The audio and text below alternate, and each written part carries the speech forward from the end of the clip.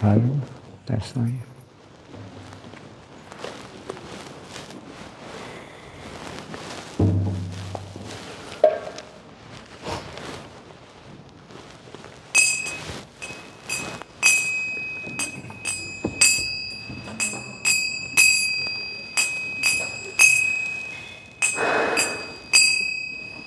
Jai Radha Madhava Kunja Bihari Radha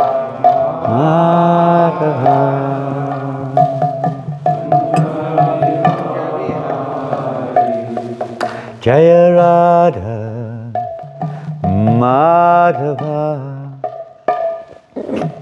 Bihari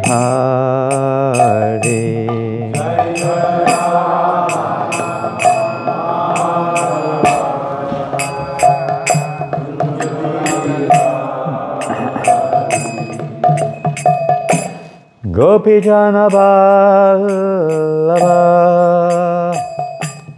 Girivaradhari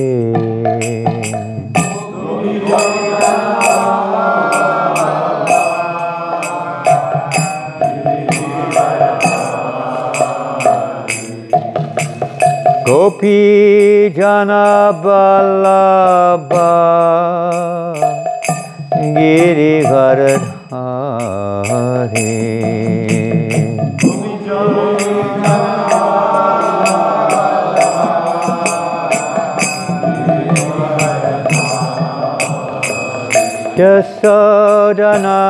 Yasodanandana Vrajajana Ranjana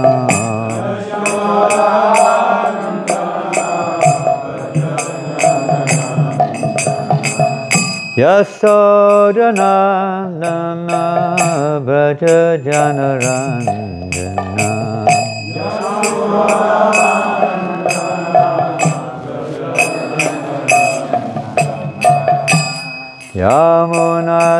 Yamunatira Vanacharya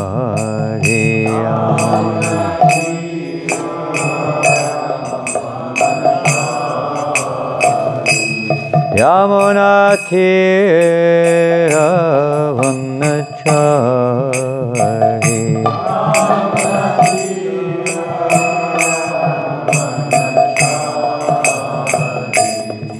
Jaya Radha Madhava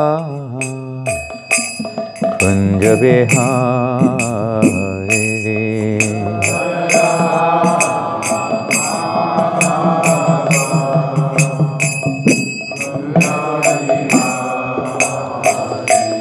Jaya Radha Madhava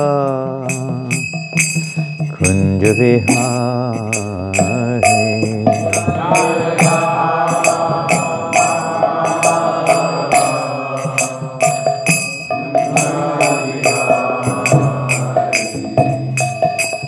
Gopijana Vallabha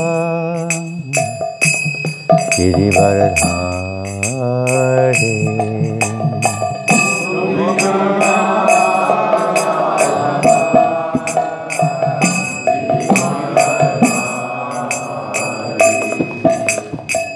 Gopijana Vallabha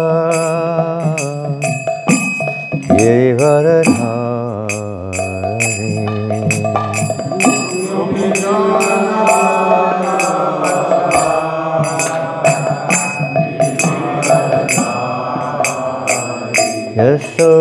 Yasodanandana Vrajajana Ranjana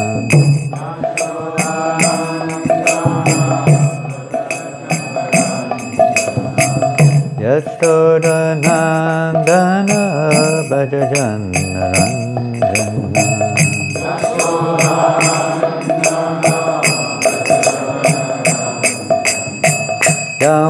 Yamunatira Vanacharya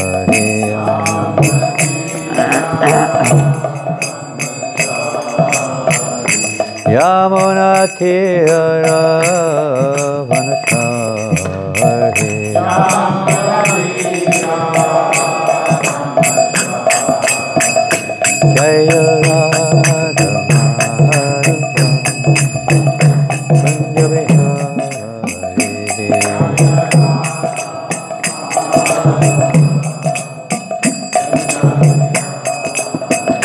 Jaya Vadhamata Kunja Bihari.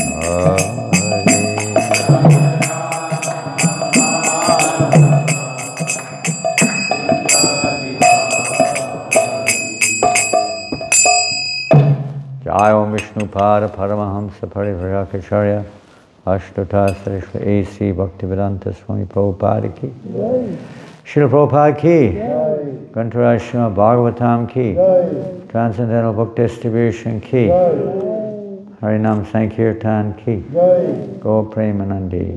All glories to the assembled devotees. All glories to Sri Guru and Gauranga. All glories to Srila Prabhupada. Namo Vishnu Padaya Krishna Vishtaya Bhutale Srimate Bhaktivedanta Swamiti Namane Namaste Saraswate Devi Gauravani Pacharine Nivasesha Sunyavadi Pastachade Shatani.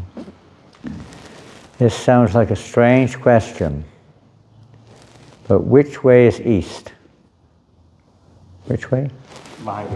Behind me is east. East. So west, east is behind me. South is over there. Yes. I'd have to look at that a bit more detail.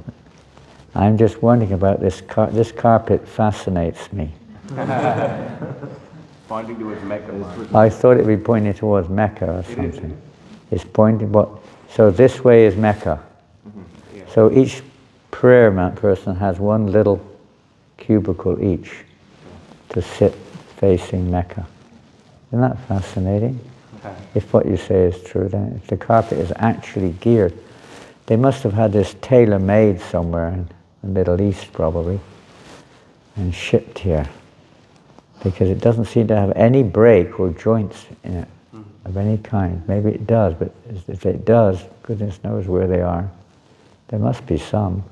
How they get it in here without, I don't know. Mystical, unless they made it in here. Unlikely.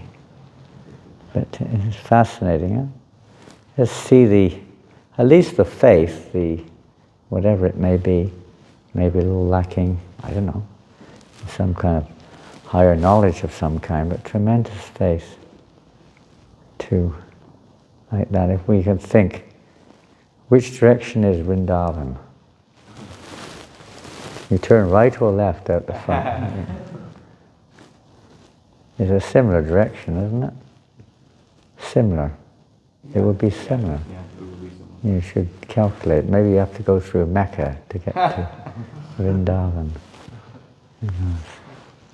Amazing. So this building, I heard, was a church, then it was used by the Muslim community, and now by all of you wonderful devotees using it for, you could say, the perfection of all the other purposes to glorify, especially Chaitanya Mahaprabhu, Sankirtan mission. Which verse are you reading today? 3:5. Pardon? 3:5. Number? 353 margin. This one here? Yes, Lord. 353.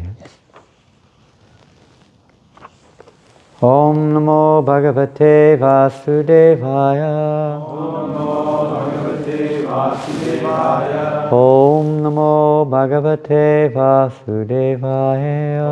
Om Namo Bhagavate Vasudevaya. Om Namo Bhagavate Vasudevaya.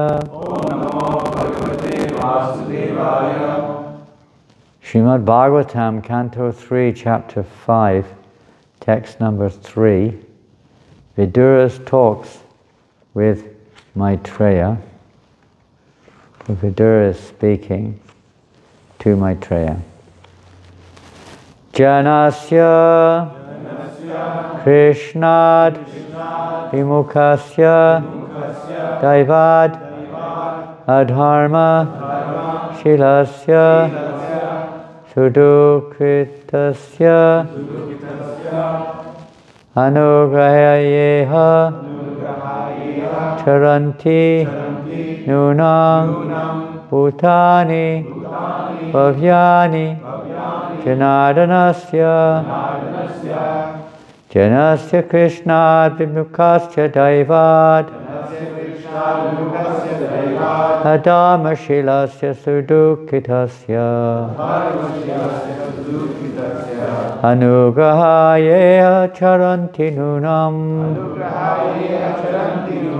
Bhutani Bhavyani Janardanasya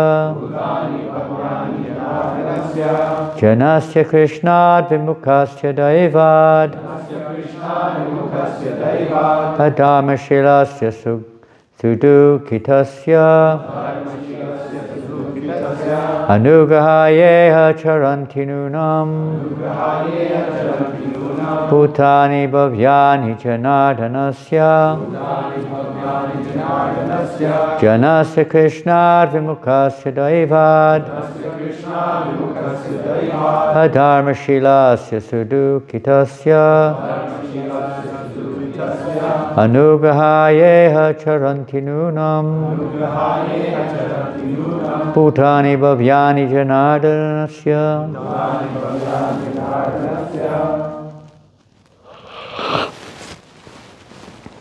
Janasya Krishna Vimukasya Daiva Dharmashilasya Sudukitasya Anugrahayeha Charanti Nunam Anugrahayena Charanti Nunam Bhutani Bhavyani Janardanasya Bhutani Bhavyani Janardanasya Janasya Krishna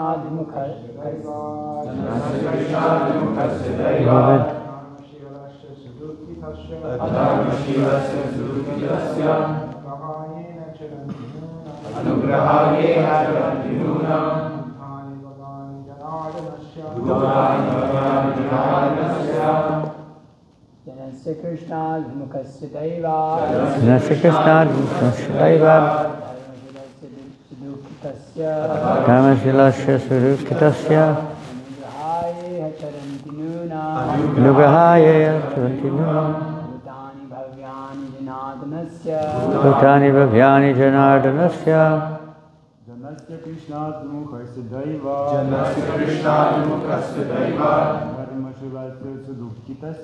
Dharmashilasya Sudukitasya Anugrahayeha Charanti Nunam Bhutani Bhavyani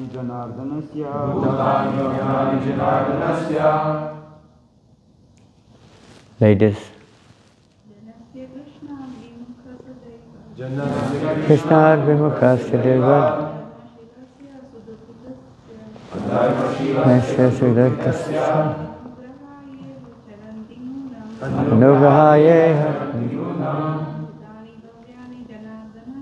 Bhutani Bhavyani Janardanasya Janasya Krishna Vimukasya Daiva Adama Shilasya Sudukitasya Anugrahayena Charanti Nunam Bhutani Bhavyani Janardanasya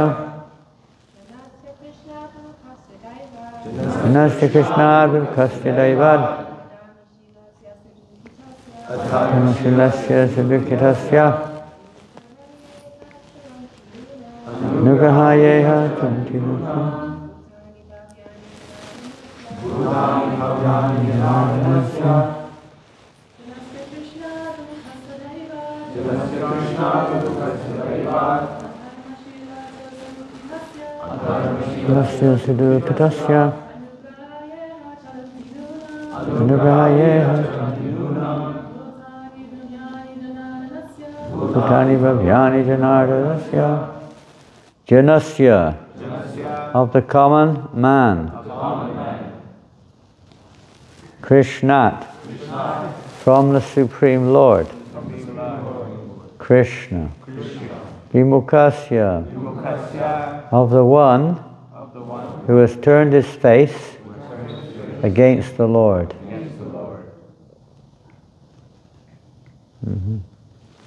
Daivat, by the influence of external energy. Adharmashilasya, of one who is engaged in irreligion.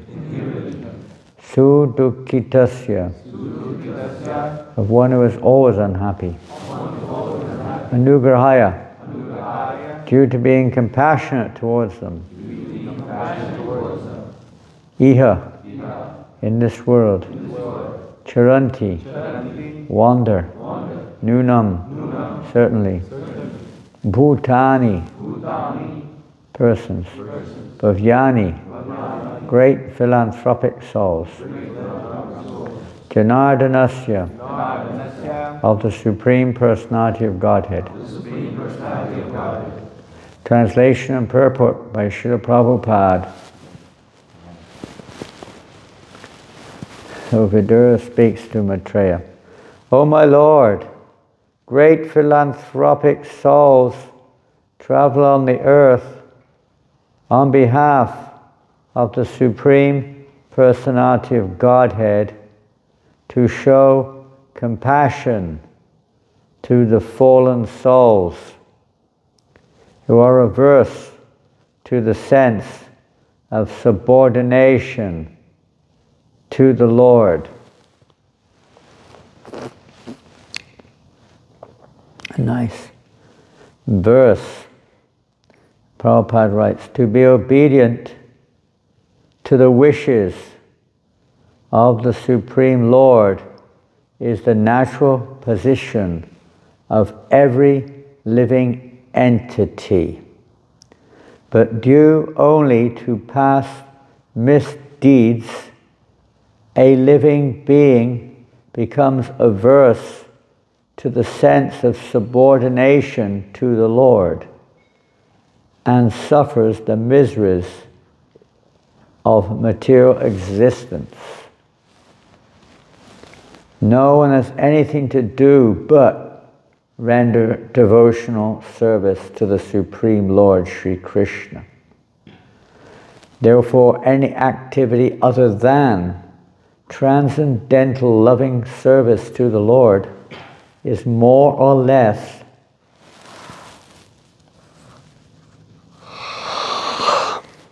a rebellious action against the Supreme Will. All fruitive activity, empirical philosophy, and mysticism are more or less against the sense of subordination to the Lord. Prabhupada uses this more or less twice here. It is, but it's maybe more or less. It's not is or isn't, it is, but it's more or less. Some more than others. And any living entity engaged in such rebellious activity is more or less condemned by the laws of nature.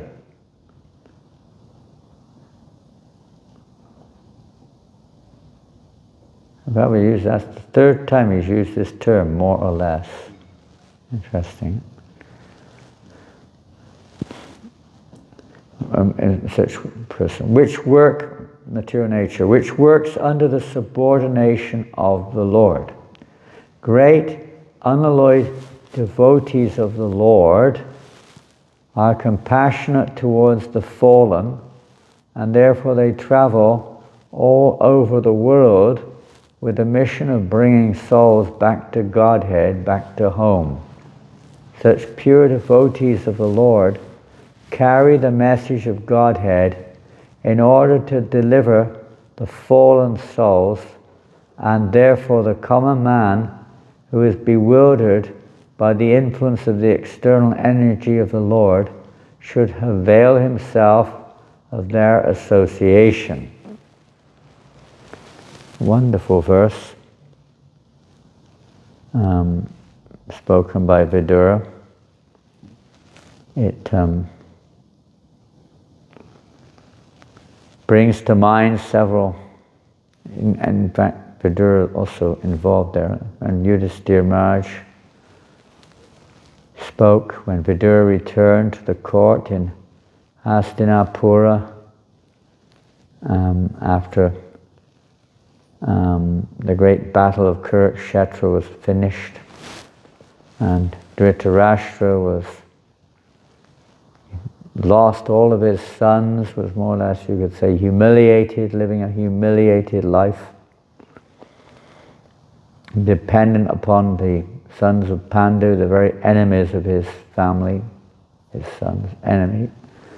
And he's living at their cost, you could say, like a household dog, as Vidura later said.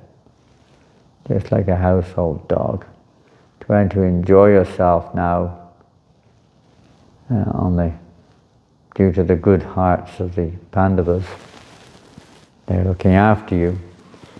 But Vidura had been away because he was not at all in approval of Duryodhana and Dhritarashtra's plot, and he went on pilgrimage. So when he finally returned after many years, King Yudhisthira addressed him with this beautiful verse.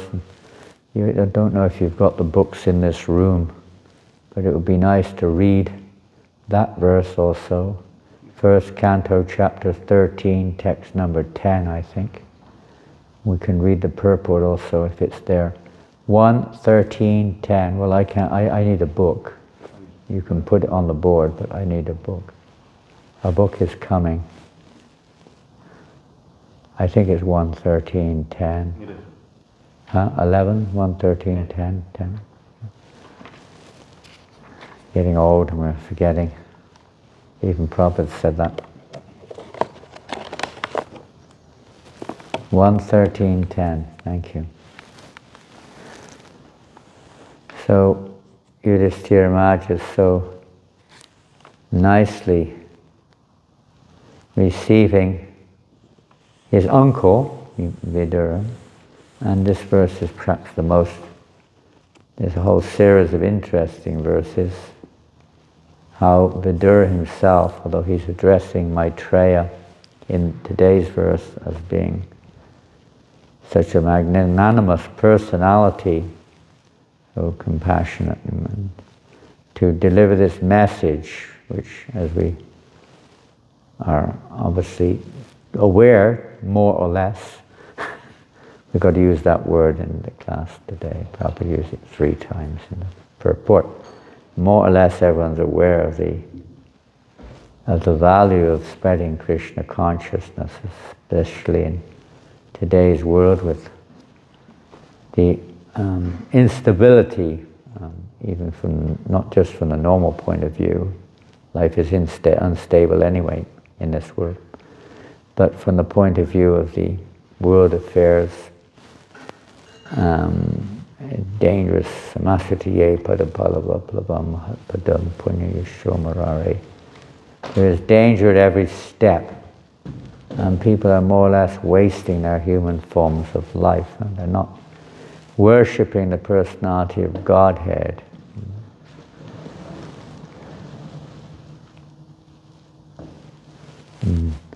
Shrama avi kevalam. They're engaged in activities which are basically a useless waste of time.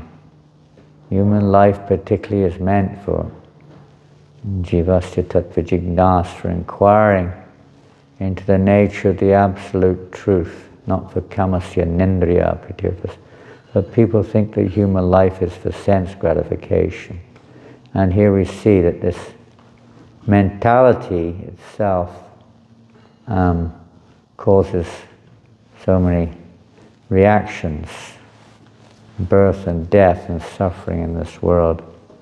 So the pure devotees of the Lord, the sadhus, they try to preach this message. A real sadhu preaches the message of the absolute for the deliverance of the conditioned souls. Tabakatamritam taptajivan. Even Radharani herself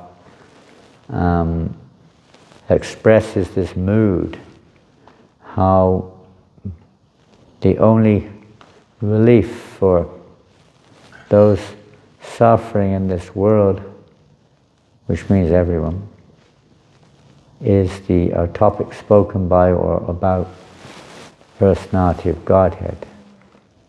And such topic should be, or subject matter should be spread everywhere. And those Buddha, those who are spreading this message, are the greatest welfare workers. This is the greatest welfare. Everything else is, it's just like a sinking ship, and you're just feeding people on the sinking ship, and they feel, or you're giving them some gratification on the sinking ship, but they're all about to drown. People are drowning with no idea what's happening, why they're drowning, and what happens once they're drowned, and so on. They're in deep, dark ignorance. So a devotee is compassionate, as you would be to your brother. If we have a brother or sister and they're in trouble, naturally you'll try to help them. They're falling or drowning or something, you'll definitely go and try to save them. No doubt about that. So when we realize that factor, we may not have realized it, but we're following those who have realized it, that every living entity, we're all, in one sense, we're all brothers, we're all coming from the same Father. No matter what we're doing right now, how devious or whatever it may be, or water it down, we may be engaged in, as mentioned. In today's verse, it's gone, the book's gone. But there is more or less, everyone's engaged in rebellious nature. Even following religious principles, people are rebellious. Tendency to be rebellious. What is a rebel? What is a rebel? Rebel. What is it? A rebel. What would be a definition? To go against the established authority. Okay, go against it. So in this world we call them a rebel. If they're, breaking the law, going against the law, they don't care for the law. They don't care for authority. They want to start a rebellion, tear down the authority, whatever it is. But everyone, even those who are supposedly be the authorities in this world, are also rebels, because they're not following the authority of Godhead. They're not living their life. I mean, to some degree, but it's mixed. Those who are following what we call religious principles today, this Naimittika Dharma, this relative religion, related to time, place, and circumstance. People don't know that, so that's not to be totally discouraged by any means, but it should be followed properly, because if in itself it doesn't awaken the real purpose, one's still on some degree of rebellious nature, that their real business is to eternally serve the Supreme Personality of Godhead. There's lack, but there's lack of either who is the personality of Godhead, who am I that I'm supposed to serve Him, and even if I am, how do I do it? What does it mean? So that most of that is lacking, at least now, and compassion. What's the meaning of compassion? Who knows? Compassion. Pardon? Mercy. Ungiven mercy, it's not necessarily causes mercy, I guess you say. Causes mercy, well, it's on a high level, isn't it? Causes mercy, yeah. Even though the person may not be, you could say, wanting, they may not appreciate, they may not care, but you do. And the material world, it's a little, it's defined by whatever principles they stand by. What is compassion? Compassion to some animals, but not to others, for instance, or to certain persons. No matter what, you're always feeling sorry for them, you're trying to uplift them, trying to say, help them, whatever it may be, cure them. So real compassion, however, is not just the compassion, as Prabhupada would often give the example of the drowning man in the ocean. You save the coat, but you don't save the man. So material compassion is a bit like that. There are indications of its benefits in a bigger picture, but in of itself it's completely material. Even a desire for liberation, of course you could say, we would like to see that for all, but that's also real compassion. When we go back to the root, today is apparently the appearance day of Radha Kund. Some disagree, but according to our Vaishnava calendar today, Bahula Ashtami is the appearance day of Radha Kund, and she's non-different than Radharani. And Radharani is said to be the of Krishna. Internal potency. Yeah, that's her energy, you could say. What else? Eternal consort. Stick to the words we're using, not more or less. Let's have the real one. Compassionate. Pardon? Compassionate. Yes, she's the manifestation of Krishna's compassion. The real compassion is found in Radharani. And what is her compassion? How is that? Of course, we've just heard the verse spoken by her. Tavakatamritam tattajivanam kavibiriditam kalmashapaham, and so on. But what is her real compassion? Engaging the living entities in devotional service. Excuse me? Is it engaging the living entities in devotional service? And that you could say is the external, or the external factor. And we could look at it very simplistically. Let's look at it simplistically. That's a natural consequence of her inner compassion. Her compassion is for Krishna. That, it's like, let me say, okay, give an example, try. Say some of you, I don't know if anyone here has children. Any of the ashram grihastas? Let me put my glasses on to see who that is. You have children? Okay. So,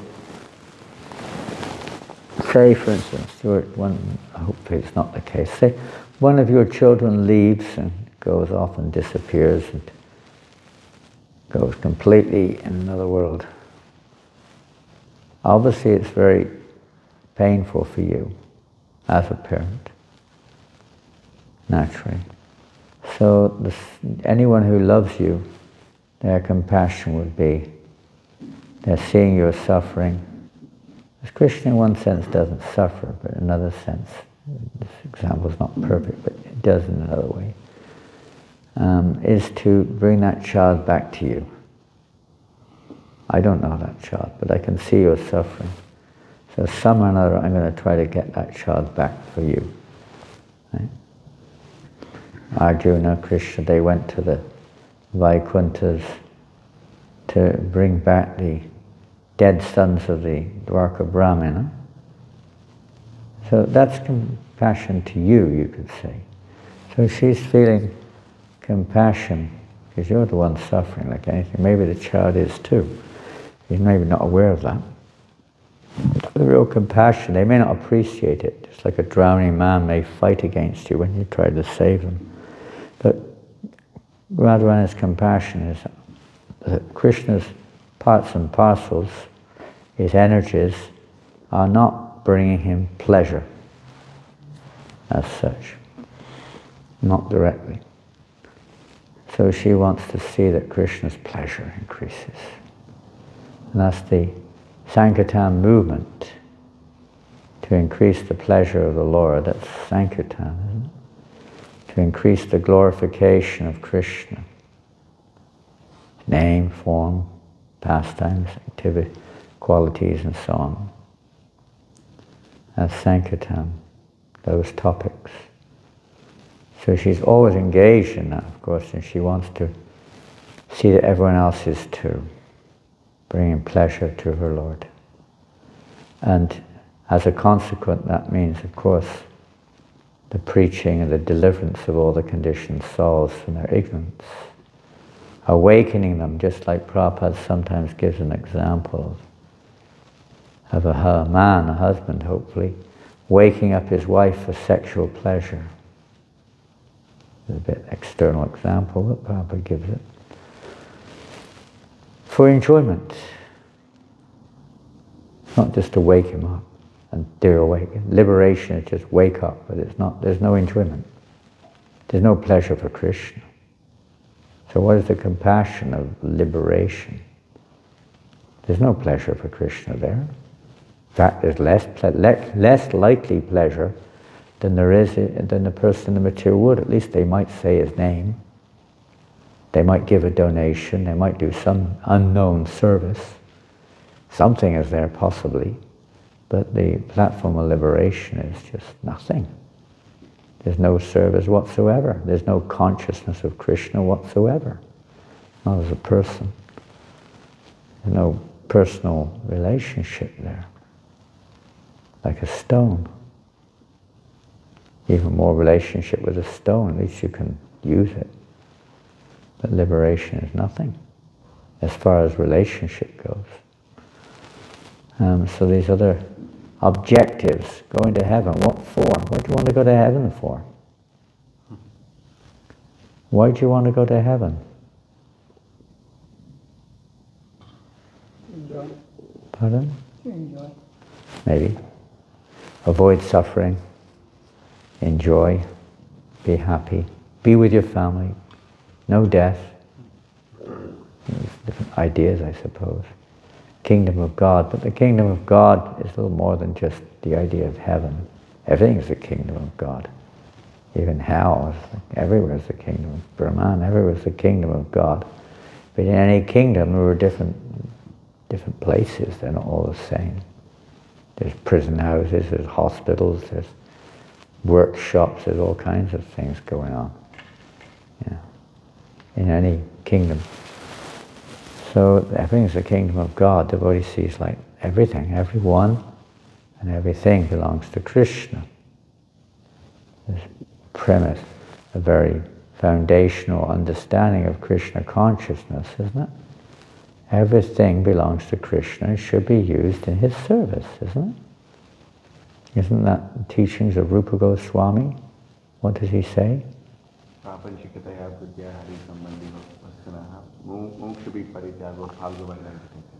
Yeah, I mean, everything that can be should be used in Krishna's service, because we shouldn't reject anything that can be used in Krishna's service, just like a car or an airplane or whatever. Prabhupada taught us to use everything, because it belongs to Krishna, it doesn't belong to us. It's his property. It's not our business. This is mine. And big philosophy nowadays, your body is yours. You can do what you like with it. But a devotee understands everything, including your body. Everything belongs to Krishna. It's meant for his pleasure. This is compassion of devotees to teach these practical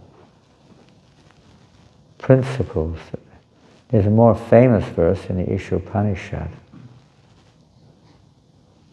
Ishavasyam, how does it go? Say. Do you know this verse? Ladies know the verse? Ishavasyam idam sarvam yat kincha jagaccham jagat. Tena Vujita Magadikasha Svidanam. Very famous verse. Prabhupada gave this book, Ishopanishad, one of the first books printed in ISKCON. Maybe I don't know which was the first, it may have been the first. I'm not sure, but really early print, really early. Ishavas. And he would talk directly or indirectly on this principle a lot, Ishavashyam principle, huh? That everything that exists is the property of the Lord, whether animate or inanimate, and should be used in his service, not for our sense gratification. Learning how to use things for his service. So this is compassion. Everything is Krishna's energy, belongs to him, and if you use it otherwise, for instance, in this country, we don't necessarily have many possessions. You are living a life of devotion, but renunciation. But say a person in general has a house and a car and various money and this and that. Legally they belong to him or her. And if you just go up and start using it, there's a car, it's just parked on the street. So I just, break the window and fiddle around and drive it off. And so obviously it just sits there on the street. It's just as much mine as it. An animal may think like that, but a human being who's animalistic may think like that too. But in reality, that car is belonging, not reality, but in this material world belongs to somebody. And if you do that, what will happen? Jail. Pardon? You go to jail. You probably go to jail. You'll get arrested. You're a criminal. You're a criminal. Somebody rebels, goes against the government, is also maybe arrested and put in prison too. We're all rebels. The material world is that prison. Material world is a prison house for the rebels. All rebels. The prison house. So we're the pure devotees come into the prison house to try to reform people. That's the reason they come. What business do they have in this material world? They come here. Or you may go somewhere for a purpose. You don't just, maybe some people just go to check it out. That's also a purpose. You go somewhere for a purpose.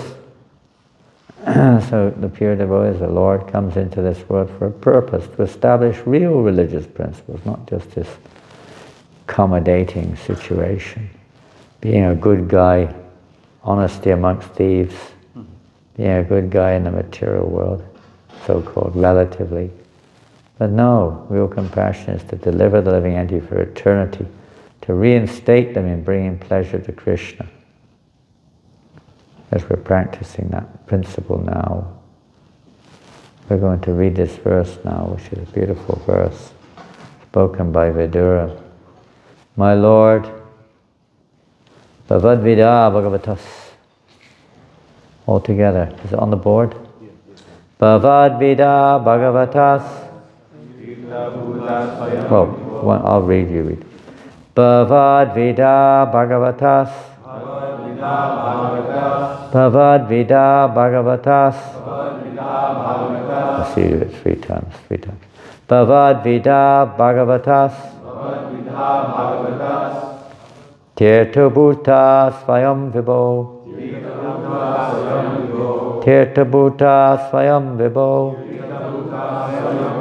Tirtha Bhuta Svayam Vibho. Tirti Kurvanti Tirtani. Tirti Kurvanti Tirtani. Tirti Kurvanti Tirtani. That line is very famous, isn't it? Tirti Kurvanti. Do you know what it means? Yeah, wherever you go to place of love.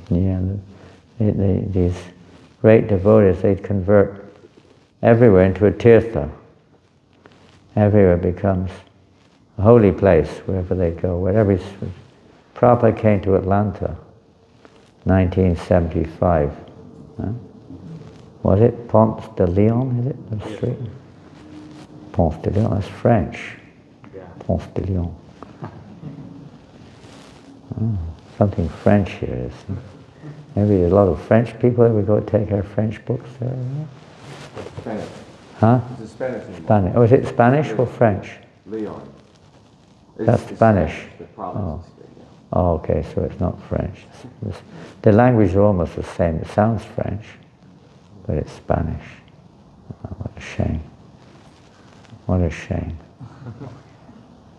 What to do?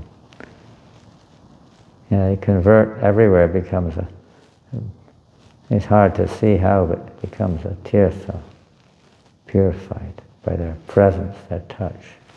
Remains such. How much we take advantage of it is another thing, but there is still a benefit there. Santakstena Gadabhita. Santakstena Gadabhita. Santakstena Gadabhita. So, nice verse to learn. Translation. My Lord, devotees like your good self are verily holy places personified, because you carry the personality of Godhead within your heart. You turn all places into places of pilgrimage. You know, usually when you say, show compassion, let's say there's an earthquake, or you may have some disaster like a big cyclone. You call it cyclone in America? Tornado? Tornado. Hurricane or tornado? Yeah. Hurricane. Hurricane. Tornado is a little different. Hurricane, huh? A big hurricane. There was one just now in Florida, isn't it? Pardon? There were 2 more. Was it? Any of our temples were damaged? No. They were safe, that's good. They're quite strong hurricanes. And then people come, I've come to help. I mean, if you just go there and say you've come to help, it's not very much use. Maybe you can help pick up a few stones and get people out of the broken buildings, but they expect you to bring something, some equipment, some food, some water, some clothing, isn't it? Yeah. Something. You know, if everyone's dying of hunger and you just come and say, I've come to help you, we haven't got a single grain of rice with you, it'll make it even worse because you've got to eat as well. One more mouth to feed.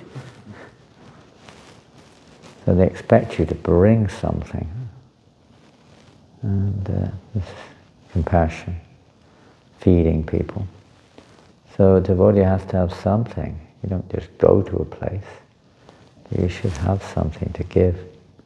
Same thing we could say with books, isn't it? If you go on walking down the street, you don't have a book.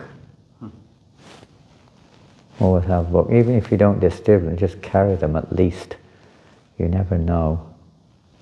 Krishna might arrange some, and you may take advantage of Krishna's arrangement.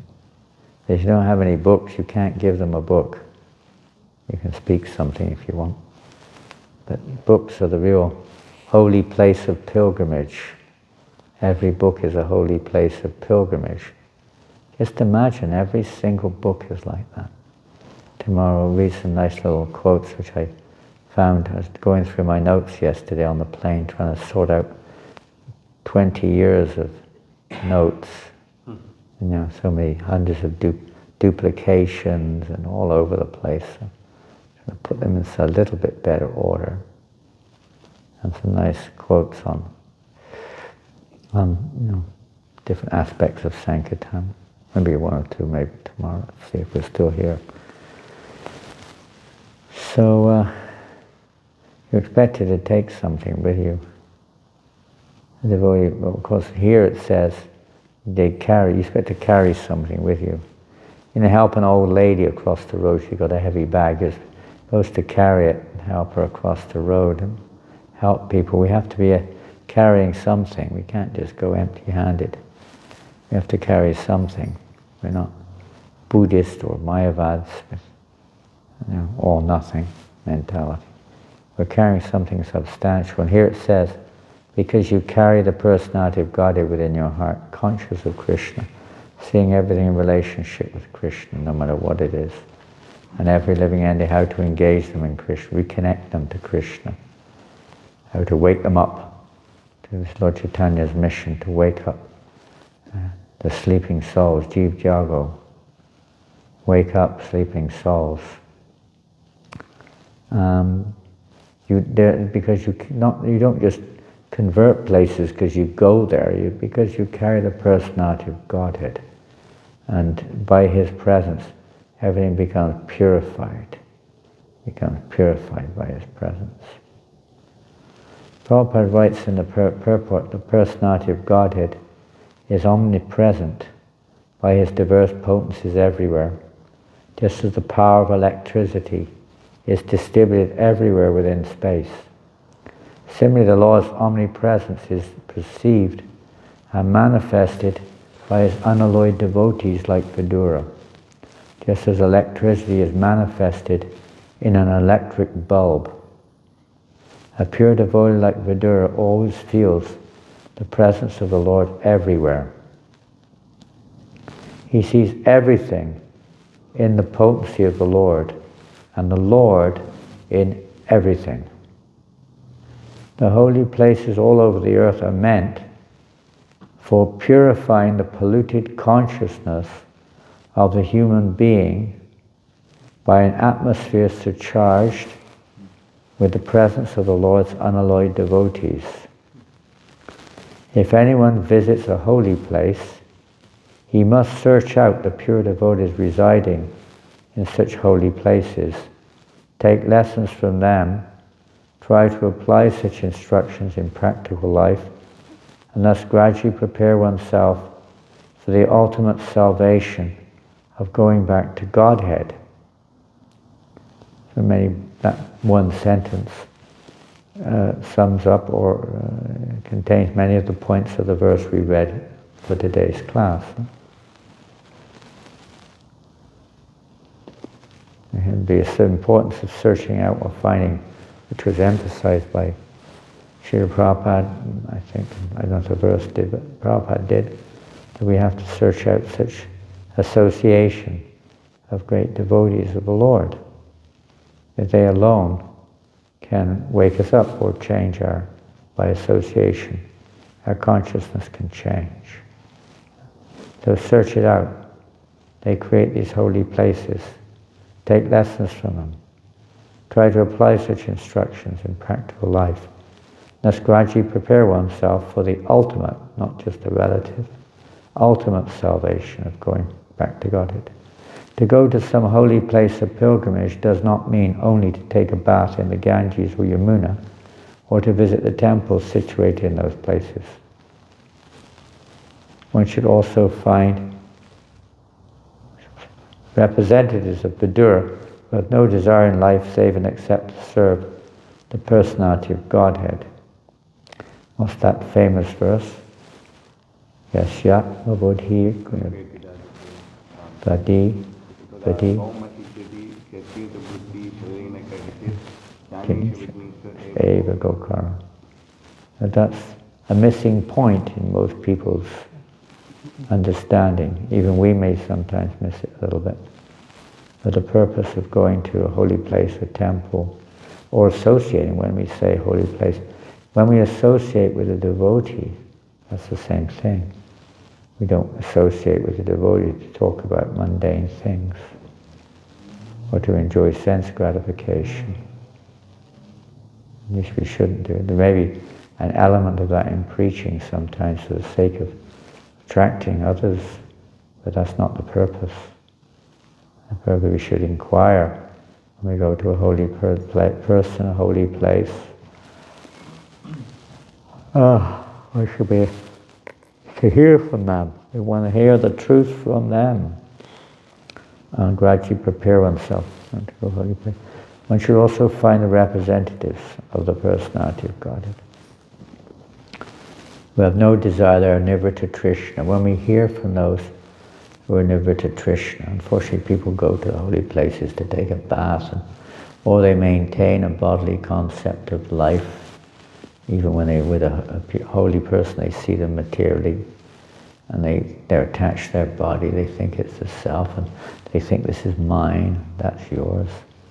All these illusions which they're in, when they don't really inquire, they don't want to change all of that. They expect a holy person to fulfill all of those illusions. Give me a better body, give me more money, give me more sense enjoyment. Give me a position, give me a wife, give me a husband, give me fun. Whatever it is. But they don't realize that that mentality is what's causing the problem. Pure devotees they may, obviously use their common sense, but they have no intention of fulfilling those various illusions, various dreams that people have, which simply bind people in the cycle of birth and death. And Bhaktisiddhanta Maharaj Prabhupada quotes him. He describes a sadhu like that he was harsh words sometimes, he cuts out the nonsense. But most people go to the holy place or holy people expecting some material benediction or freedom from some sinful activity of some kind or another. Most religions are geared towards that too.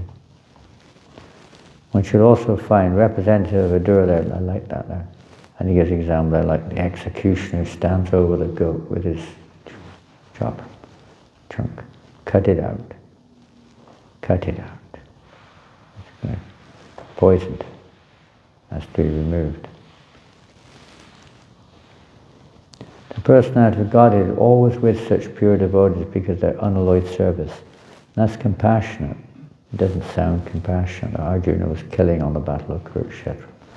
Although Sadhu is talking strong words. But that's compassion. He's trying to release the living entity from suffering.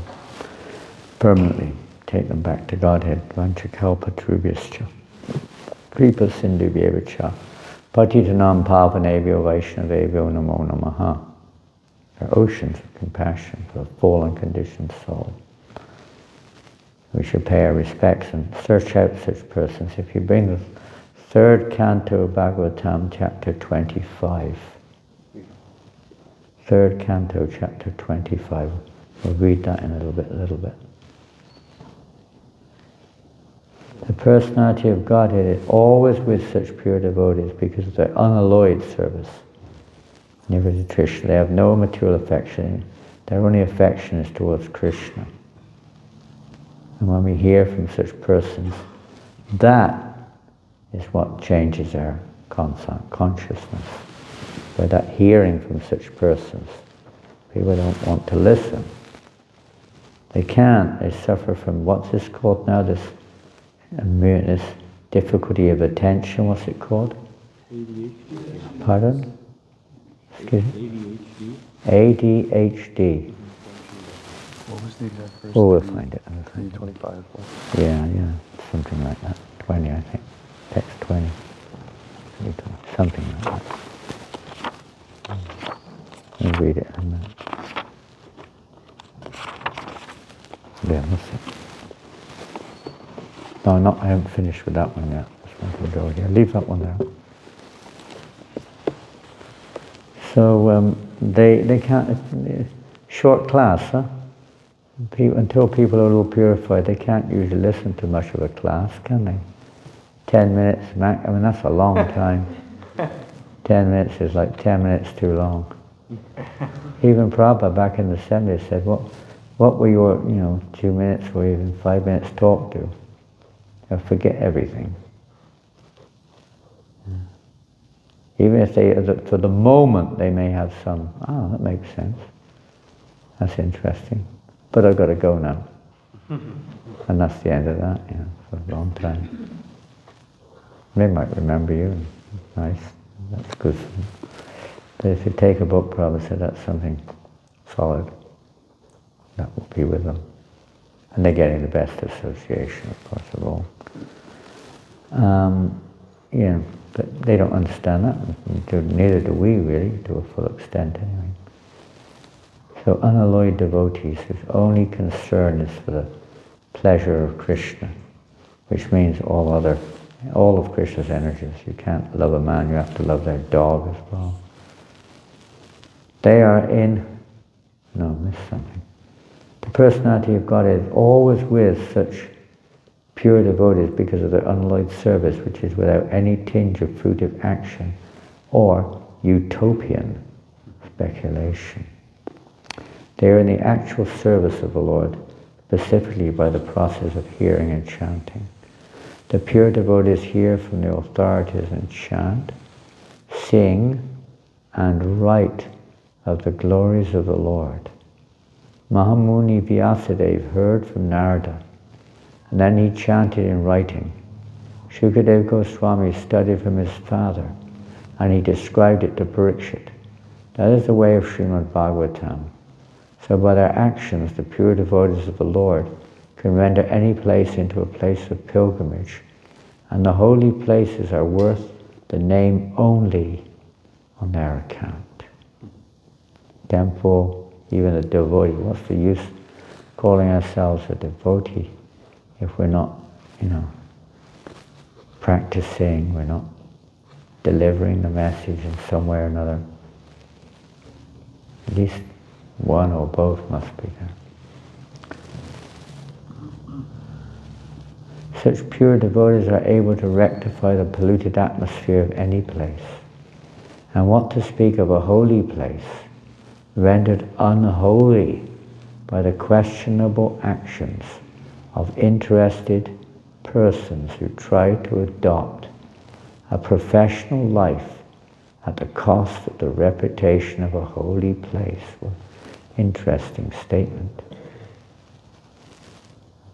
What to speak of a holy place rendered unholy by the questionable actions of interested persons who try to adopt a professional life at the cost of the reputation of a holy place. Going to make, money or exploit people in a holy place is very sinful. We don't go there to make money. Although some people may have. We're not going to comment on their situation, but we shouldn't do that. We go there to serve and to hear from the pure devotees of the Lord. Very nice verse. Which Vidura then consequently is addressing Maitreya with the same principle, same understanding. So let's read one or two verses. We'll have to finish a little early today. We're tired and a little bit behind. We're on a different time schedule to all of you. Actually, it doesn't make much difference to me. Wherever I go, I'm on a different time schedule. Even if I stay 6 months in one place, I'm never on the same time schedule as the local devotees. What to do? Actually, easier for me here because I'm usually 6 hours behind them. In Europe, anyway. This is text 20 of the 25th chapter of the 3rd canto. And who knows this famous verse? Oh, you've got it on the board, right? Yeah. Don't put it. Yes? No? It's on the board. Yeah. It's on the board. Boardwalk. Board talk. So, you can repeat. Prasangam ajarang pasham atmana kavayo viduhu.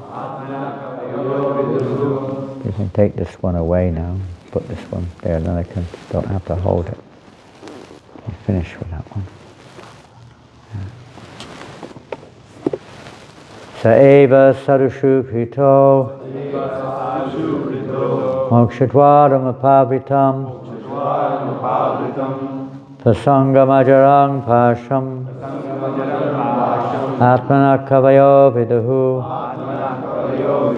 saeva sarushu krito mokshadvaram apavitam Prasangamajarang pasham atmana kavayo viduhu saeva sarushu krito mokshadvaram apavitam. Some of you know this verse. Another nice verse to learn, of course. I mean, you're busy, young, but it's nice to learn some of these key verses. This is the first of a series of key verses spoken by Lord Kapila-Dev. Again, out of compassion, she's calling upon her son to be compassionate towards her. Please deliver me from this great dark abyss of material existence, attached to family and this, that, and the other. So Kapila-Dev's teachings are especially aimed at that. Every learned man knows very well that attachment for the material is the greatest entanglement of the spirit soul. Very attached. But that same attachment, when applied to the self-realized devotees, opens the door of liberation. Nice verse. Huh? Depending, of course, our attachment, self-realized devotees, we're not just self-realized, but self-realized devotees. You attach to a self-realized person, but if they're, Brahmavadi or Mayavadi or something, that's something else. But here, self-realized devotees, Prabhupada makes that clear, at least in our case. And what is that real liberation? And it's not just moksha. It is moksha. I mean, Lord Chaitanya Mahaprabhu, when he was with Sarvabhauma Bhattacharya, is a very famous verse, isn't there? Said, was it? Mukti Bade. Yeah. He changed it to Bhakti Bade. He rewrote it. What are you doing here? You can't change Shastric verses like this, although you're a great scholar and pandit. Previously you were talking of moksha, moksha, moksha. Now you cut the word out altogether and put bhakti in there. You can't do that, but he said, it's true, my Lord, ultimately everything what you say is true. That real mukti is to be reinstated, but whenever anyone sees the word mukti, they think of impersonal liberation, moksha. They think of merging into Brahman. And Lord Chaitanya laughed, laughing. Just see how the heart has changed. Previously he was fully engaged in teaching, basically Mayavad philosophy, impersonalism, jnana. And now he can't even stand the name of the word itself, brings pain to his heart, because it reminds him of that, something which is not pleasing to Krishna. So Lord Chaitanya was very pleased. But real mukti, or real liberation, is not even just one of the 4 acceptable forms of liberation, but it's to be reinstated in this mood of Lord Chaitanya Mahaprabhu's mood of Sankirtan, leading to, of course, one's eternal relationship with Krishna. We'll just read 1 or 2 other verses. It gives the symptoms, text 21. We don't have time to read purport. The symptoms of the devotee, which are really important. The symptoms awaken us also by association. We develop certain qualities. So by associating with devotees with their qualities, it helps to gradually awaken those qualities within us too. And they have all these wonderful qualities, text 21. 22 and describes a little bit what they do.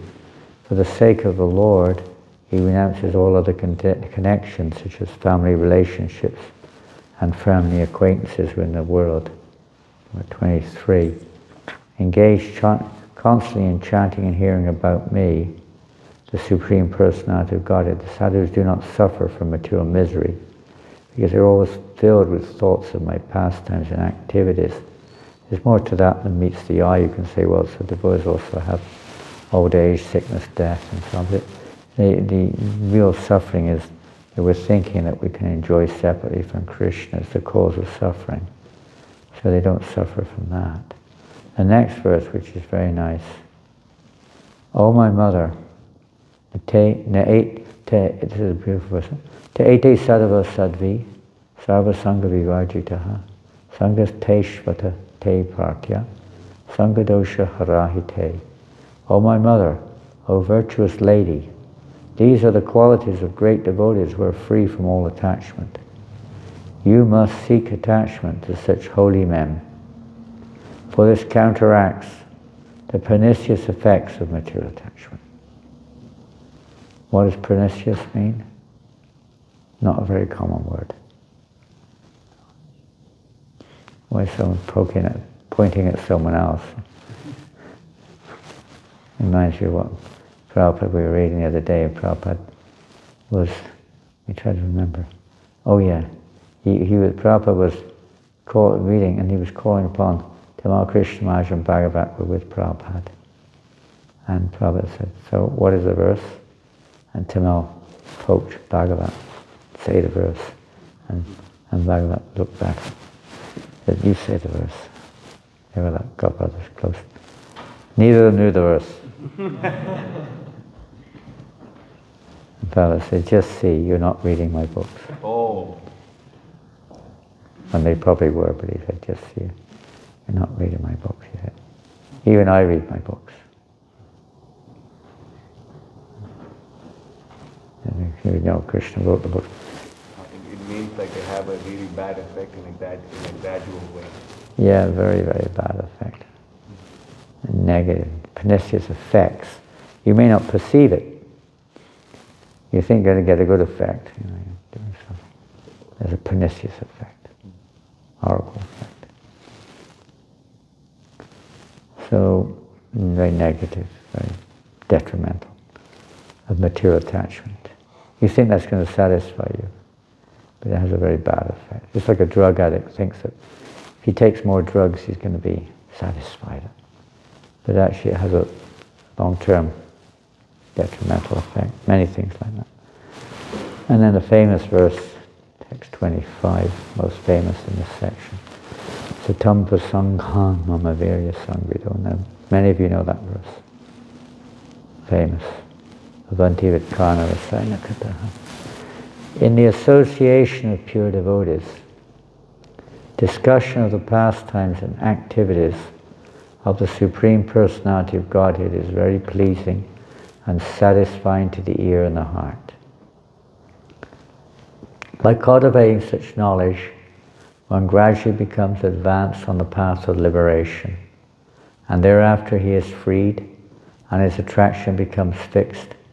Then real devotional service, devotion and devotional service begin.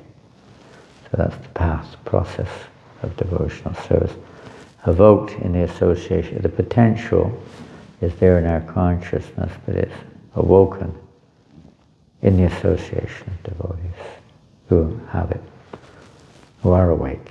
A dead man can't help another dead man. A sleeping person, well, actually possible if they snore, but in principle a sleeping person can't wake up another sleeping person. A drowning man cannot save another drowning man. A poverty-stricken man can't make another poverty-stricken man rich. You have to have it. So the sadhu can, by their qualities, by their words, by their compassion also. This is also another inner compassion too, for the fallen souls. I was praying, meditating on how to deliver the living entities in this world. That's their sadhu. Sadhu's pain, paradukkha dukkhi. If they have any suffering, it's because of the suffering of others. So they're always trying to relieve the suffering of others for the pleasure of Krishna. Reconnecting the finger with the body or whatever. Reconnecting. So everyone's happier. Everyone becomes happier. Okay? Hare Krishna, Krishna Krishna, Hare Hare. Hare Rama, Rama Rama, Hare Hare.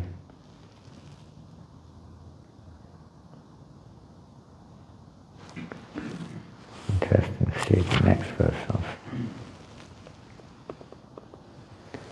Thus consciously engaged in devotional service, in the association of devotees,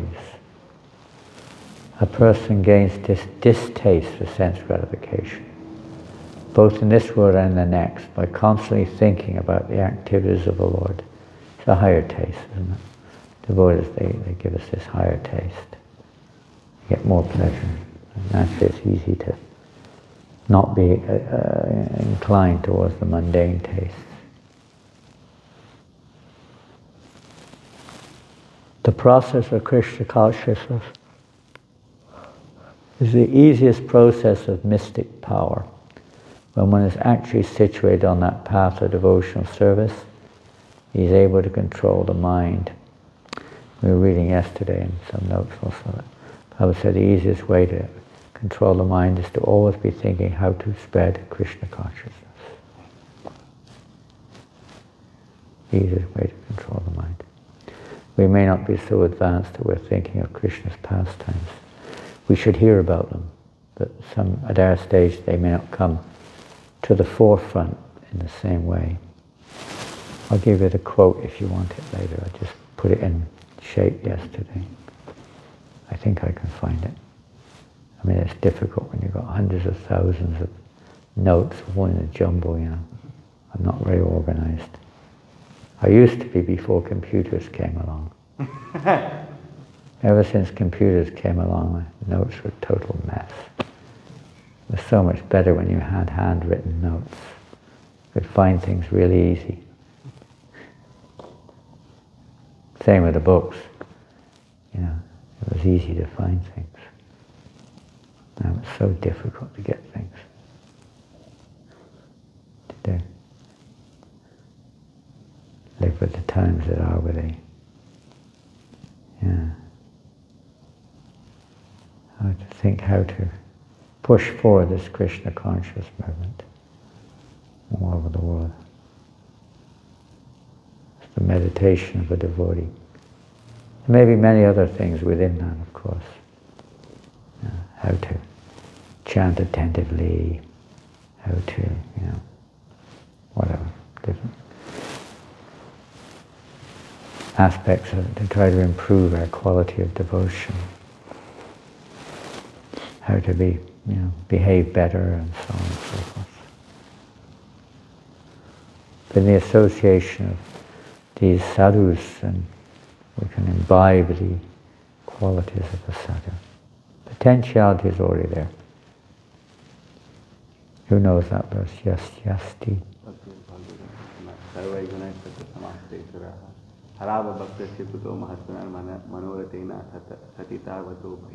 What does that mean? The devotees have all the good qualities of the demigod. More than that, even more than that. Whether you have that, but much more too. That and more. They're the real sur, they're the real gods. And the non-devotees have no good qualities, so they're always on the mental platform. Yeah. And Prabhupada did translate it when he said no good qualities. Now, a lot of neophyte devotees have a hard time to completely manifest, or to completely appreciate that. They're very kind devotees, they're very arrogant sometimes, and they don't care less. They don't even say prasadam when I go out all day long. I come back, there's only cold rice left. Never talk to me. I've been lying on my bed for the last 6 days and no one's even come to ask me how I am. Got a fever of 107.9. Whatever. Of course there's another side to that as well. But you know, if my, you know, the karmi neighbor who helped me out, you know, they're much nicer than the devotee. And that's not true in the absolute sense, but it appears at the neophyte stage. But probably one translation he gives to that, he says, even if they have good qualities, what's the use of them? They're useless. They just keep you in Maya. As they say, even if you win the rat race, you're still a rat. Isn't it? Yeah. Even if you win the rat race, you're still a rat. Let's face it. Big rat, small rat, but you're still a rat. Big fat rat. even bigger than the cat. Whoa. A big fat rat bigger than the cat. And there's a fact in many places the cats run away when they see the rats. In Philippines they run away. They're scared of them. They're so big. And like, you know.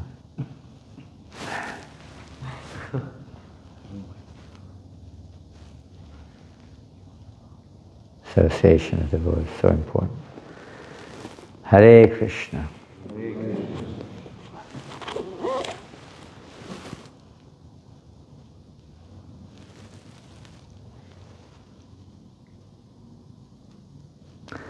And everyone sitting, this carpet is so comfortable too, isn't it? Good for kirtan, good for sitting on. Prayers, maybe good for praying. I guess that's the Muslims' main limb, isn't it? Prayer, as far as their, you know, sadhana goes, prayer.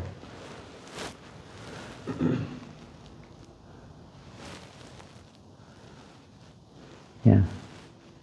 Maharaj, in this purport, Srila Prabhupada was speaking about how Which one? the class. Original purpose. Speaking about how more or less these people are condemned. More or less. More or less. And is it because even though they're performing mystic yoga, they may seem very renounced, they're jnanis, all these things, but just because they're averse to Krishna, that's why they get punished by the laws of material nature? Well, the punishment is different according to each person's relationship with him. It may not appear to be punishment. It may appear a reward. You're going to heaven. You're getting liberated. You've got mystic powers. Krishna may award all these things, but for a devotee, that's hell. You can say worse than hell, isn't it? Because it's devoid of a loving relationship with Krishna. And why is it? Because you become even more distanced from Krishna. You know? You become even more distanced. In the Brahmajyoti, there's not even a thought of Krishna, not even a thought, what to speak of a negation.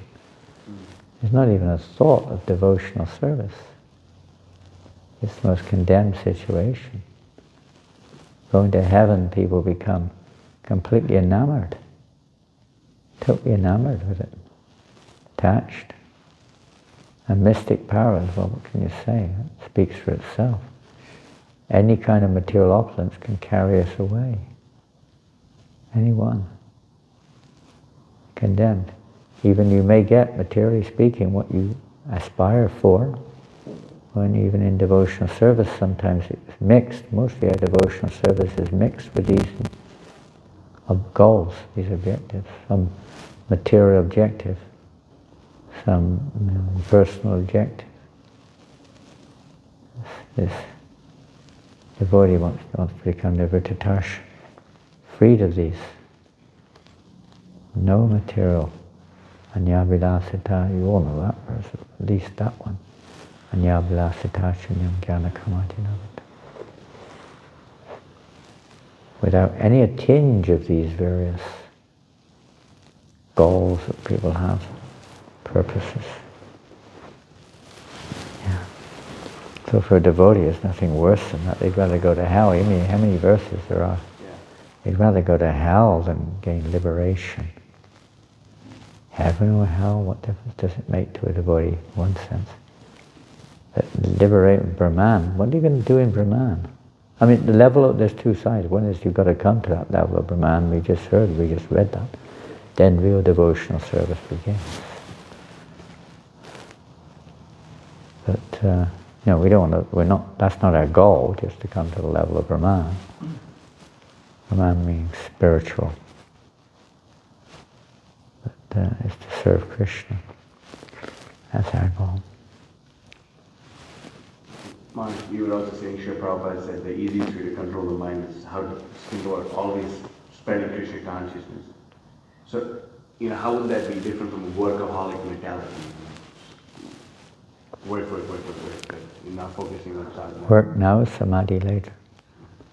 Well, yeah, there's more to it than that, isn't there? I mean, a workaholic, and the word is used when people work around the clock doing something, for whatever reason it is, good or bad.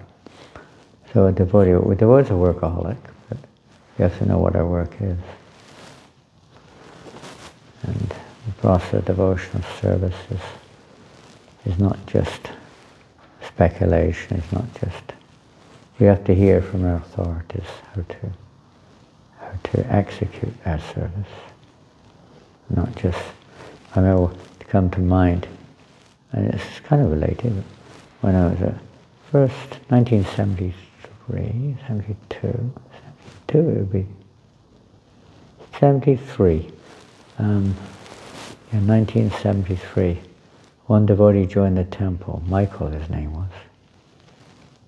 Your Guru Maharaj won't know him. He left before. He left in 74. He was a prominent devotee in the 2 years he was there.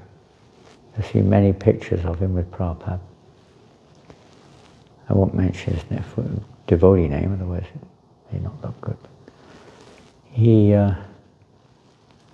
I would just say he was a workaholic, but in a different way. A devotee is, many of these words can be used in different ways. Fanatic, workaholic, they can all be used in different ways. But he tried to imitate. Devotee doesn't imitate, he follows. Follows the example, follows the guidelines.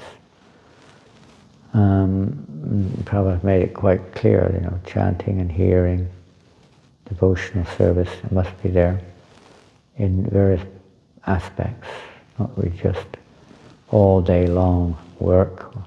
Some people will be like that, by the way. Even Krishna says that in the Bhagavad Gita, you just work for me. Some people may be at that level, but that's not what we're trying to cultivate. One wants to come to a platform above this identity, above this level of just following the modes of nature which we're presently covered by. It's good that one's just working for Krishna if that's where you're at, but we want to purify ourselves, rise above the modes of nature. So the process of Vaidhi Bhakti is to help us to other things too, but one of them is to rise above the modes of nature. So this devotee, he was trying to imitate Raghunath Das Goswami, his hero when he joined. So he was literally trying to imitate. He hardly slept. He upped his rounds to trying to chant 64 rounds a day. He would chant under the cold shower if he had to. He hardly slept 2 hours a day. He would be eating remnants out of the bin, leftovers of the devotees' prasad, or guests even. And he would be out on Sankirtan. Every moment he was out on Sankirtan that he could spare, after all the other things. But he wasn't following authority. He wasn't following authority. He was speculating. Devotees don't speculate. Find out what is appropriate for your particular situation. As much if we don't have anyone who can simply ask, then we pray and we try to ask the Lord for guidance. But we don't just speculate just because we like something. We don't like something. We're here to know what Krishna likes as well. Krishna wants us to, through his pure devotee, he's made it quite clear he wants us. And besides that, especially when you're preaching, how much potency will you have if you don't hear from Bhagavatam? If you don't hear the Bhagavatam, you're going to go on the street and become attracted to the girls instead of distributing books to them, or whatever you do. And same with the girls. You will be attracted to the objects instead of the purpose. You'll become weak, your intelligence will be weak by hearing Shastra. Intelligence becomes weak. You're conscious, you're seeing things in the wrong way. We've got to change our perception by exposing ourselves to the holy name carefully. Then our perception of things changes. You become overwhelmed by anger if you don't practically practice Vaidhi Bhakti. You become irritated, attracted, to food which is not offered to Krishna, music which has nothing to do with Krishna. All these things will attract and disturb our consciousness very easily when we're preaching in particular, or distributing books. You get angry, excuse me, my legs are getting, I don't like that, I'm moving around a bit. Sometimes we see devotees, it's a big thing, isn't it? You get tested on the street. It's a common thing. I guess I hear is very common in England. Where it's common in France too, but because I don't speak French, it never happens to me.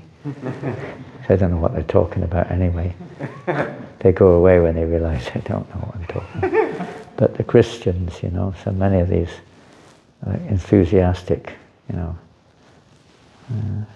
preachers, whatever, they talk to you real nice, you think they're really interested. Oh yeah. They're talking away and then, well, that's really interesting, but have you ever heard of Jesus? No. 30 minutes later, Oh God.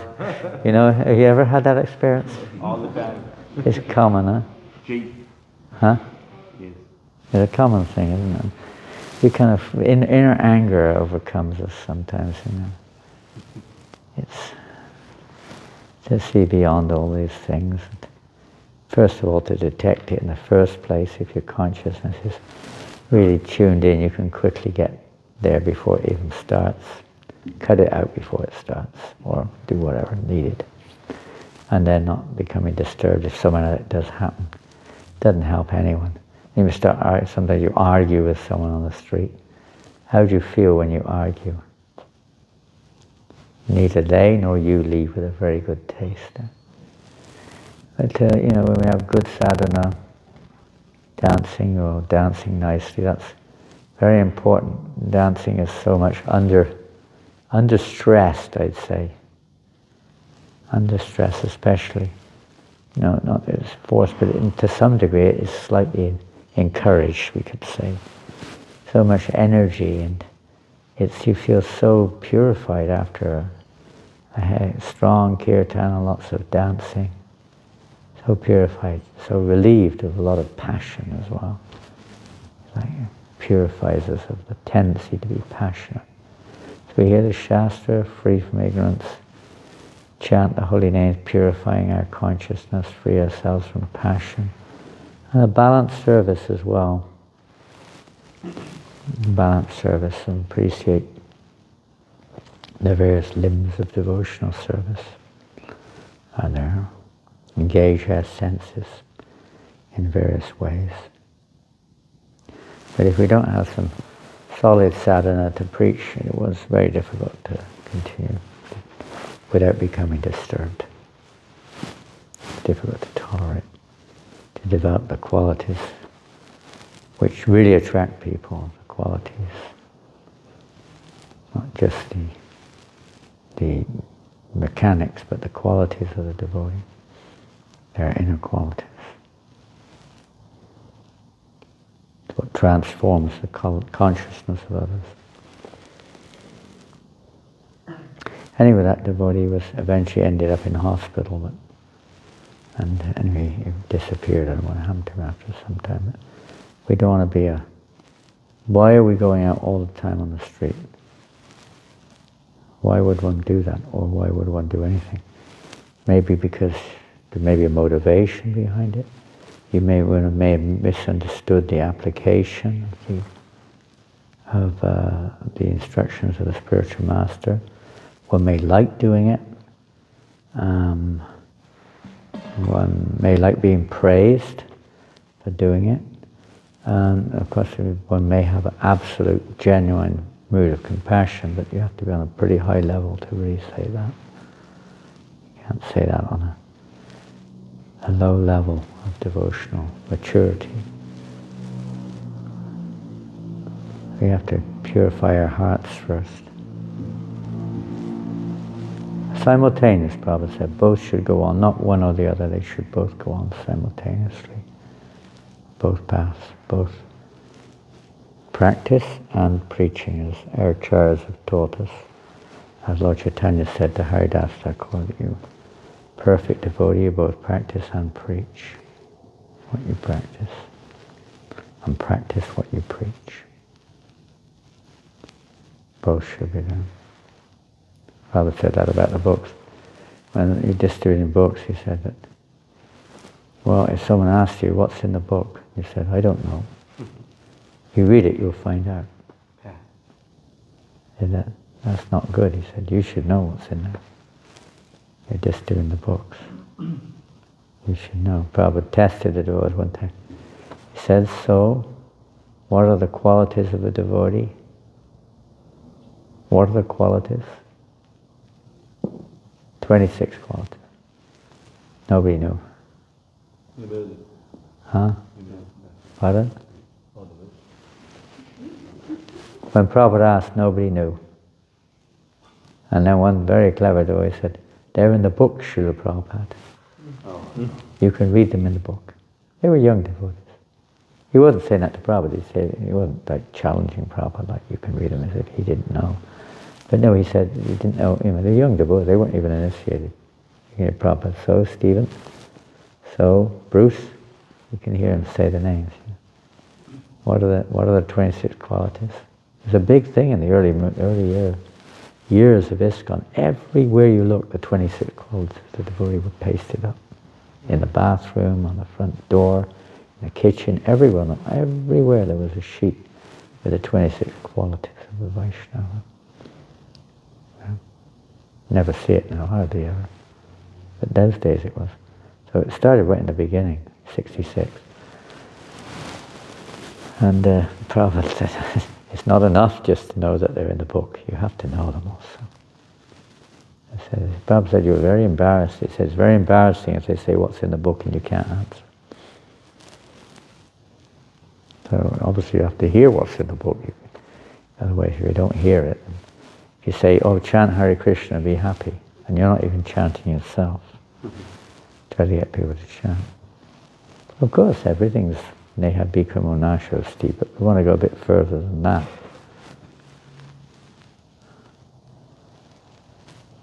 Yeah. And it's very joyful. I mean, what's wrong with it? I know in a marathon it's difficult sometimes, and I don't know if marathons what they're like here, but in England in the old days, and even today, in Europe, the cities are very busy. You've seen that? And some of you have been to a European city. The city centres are really busy, aren't they? Yeah. Whew. They're like beehive, like an ant hill, beehive. People everywhere. You can hardly move sometimes. Especially in the Christmas period, it used to be like that. I mean, in America, they're not, maybe in New York a little bit, but most places are not much like that. Kind of a bit spread out with the shopping malls and this. But Europe still maintains its focus on city centre. People like it. And even small towns, on Saturday, they're so busy. So, you're in marathon, and you don't want to waste a minute. You can hardly eat. You chant your rounds as quick as possible. You try to read a little bit, and you're on the street, isn't it? I don't know how you do it here. That's how we used to do it. And you sat there, you're distributing, and time for lunch Gayatri, you sit down in the first place you can or stand, and it's difficult to chant as people walking by. You've got your book in one hand and a Gayatri thread in the other.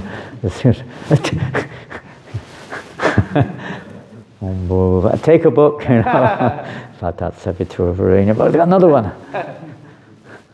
That's a kind of a different spirit, probably. Like that too, but you can't do that all the time. You can't do that all the time. He said it's like practical samadhi, but you can't do that all the time. Unless you're absolutely Uttama Bhagavat playing the role of a Madhya. They could, but they won't, because they're showing an example, because they know that you can't. So they're teaching an example for those who aren't on that level, by showing them how to practically get the balance. Reading Prabhupada's books, dancing and chanting, associating with devotees, regulated program, Mangalarti, this, that and the other, following principles. But people won't take it seriously anyway. You think people are going to do what you're doing? 12 hours, 16 hours a day, run around the street. That's what the Hare Krishnas do. That's what they think we do. They think all you guys do is you run around the street all day long, selling books or chanting Hare Krishna or something. They don't realize we're doing all these other things too. And when they do, there's more to it than that. Japa, this one, that one. Quite a full program, isn't it? Prabhupada called it a sandwich. One time we called it the ISKCON sandwich. Morning and evening program. Like a sandwich. You got your bread. I saw the bread downstairs in the kitchen, in the prasad room. 2 slices, Yeah, in America they like their burgers, isn't it? Burger. 1 up, 1 down. You don't just have 1 down. Certainly not 1 up. Yeah, you have to have 2. That makes it, complete. Or morning and evening programs like the bread, and then the filling during the day. Nice. Srila Prabhupada ki jai. Oh, Premanandi. Jai.